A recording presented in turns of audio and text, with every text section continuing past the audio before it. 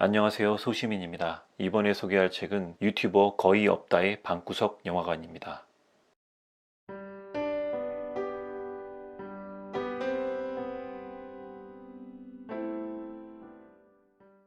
액션 영화 다이하드를 모르는 사람은 거의 없을 것입니다. 당시 영화 리뷰 채널 노스텔지어 크리틱은 역대 최고의 명작이라고 표현했는데요. 이 영화는 특히 미국인들이 숭배에 가까운 찬사를 보내고 있었다고 합니다. 어떤 배경이 숨어 있었을까요?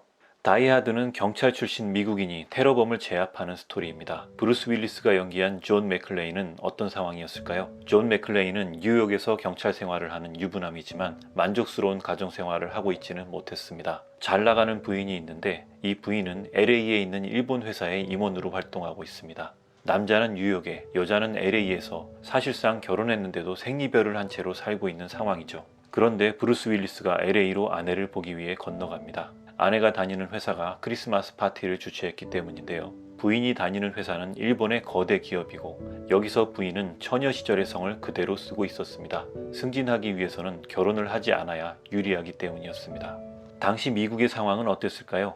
일본의 소니는 워크맨을 만들어서 세계를 뒤덮어버릴 정도였고 일본 기업들의 경제적 영향력은 미국을 불안하게 만들 정도였습니다. 결국 이 건물에서 사건이 일어납니다. 건물 안에서 테러범이 작전을 수행합니다. 그런데 이 테러범들은 독일어를 쓰고 있습니다. 독일은 어떤 나라입니까? 2차 대전 때 첨단 잠수함과 암호 체계로 미국을 고전하게 만들었던 강국이었습니다. 결국 미국은 가까스로 레이더 기술을 개발해 독일을 제압했지만 레이더를 제때 만들지 못했더라면 역사가 바뀌었을 수도 있습니다.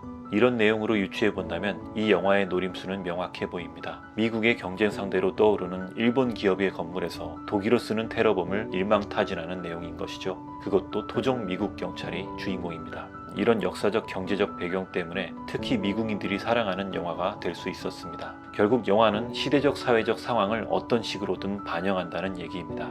이 다이하드 이야기는 책의 초반부에 나오는 영화 이야기 중 하나인데요. 각 챕터마다 영화에 얽힌 배경과 거기에 곁들인 인생 이야기가 매력적입니다. 작가 거의 없다는 본인의 유튜브 채널에서 주로 망한 영화를 소개하곤 했는데요. 이 책 속에선 각 장르별로 주목할 만한 영화 이야기를 하는 게 특징입니다. 대부분 구어체로 쓰여진 문장이 거칠어 보이지만 장르에 대한 깊은 이해를 바탕으로 솔직한 입담과 통쾌한 표현이 묘미입니다.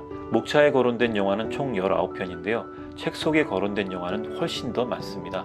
영화를 좋아하지 않는 사람이라도 영화와 친해질 기회가 될 수도 있겠습니다. 영화를 좋아하는 사람이라면 영화 얘기 들으려고 읽었다가 인생을 배우는 책이 될 수도 있습니다. 거의 없다 작가가 책 초반에 써놓은 글이 바로 이 책의 소개글인데요. 한번 읽어드리겠습니다. 이 책의 목적은 그저 당신의 시선을 영화 속 조금 더 깊은 곳으로 안내하고자 하는 것이다. 그리고 그곳에서 시작된 생각의 범위를 영화 밖으로까지 조금 더 넓혀보자는 것이다. 일부러 쉽게 쓰고 자시고 할 것도 없었다. 어차피 어려운 말은 쓸 줄도 모르고 쓰고 싶은 생각도 없었으니까. 너무 깊이 들어갈 생각도 범우주적으로 확장하고 싶은 생각도 없었다. 흥미로운 곳까지만 들어가서 재미있는 곳까지만 넓혀보자는 거였으니까. 그리고 그게 바로 당신이 이 책을 찾는 이유가 되었으면 한다.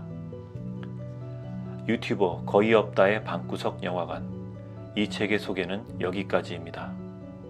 다음에 더 좋은 콘텐츠로 찾아뵙겠습니다.